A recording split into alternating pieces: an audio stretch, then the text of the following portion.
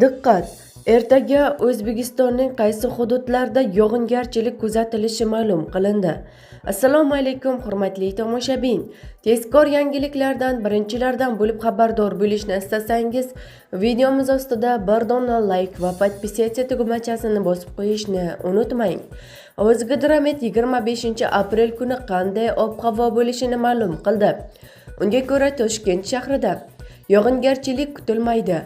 Harorat kechasi 13-15 daraja, kunduzi 28-30 daraja iliq bo'ladi. Qoraqalpog'iston Respublikasi va Xorazm viloyatida yog'ingarchilik kutilmaydi. Harorat kechasi 12-17 daraja, kunduzi 30-35 daraja iliq bo'ladi. Buxoro va Navoiy viloyatlarida yog'ingarchilik kutilmaydi. Harorat kechasi 12-17 daraja, kunduzi 30-35 daraja iliq bo'ladi. Toshkent, Sirdaryo, Jizzax va Samarqand viloyatlarida yog'ingarchilik kutilmaydi. Harorat kechasi 10-15 daraja, kunduzi 25-30 daraja iliq bo'ladi.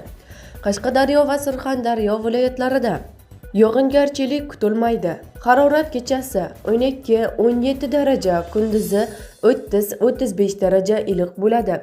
Andijon, Namangan, Farg'ona viloyatlarida yog'ingarchilik kutilmaydi.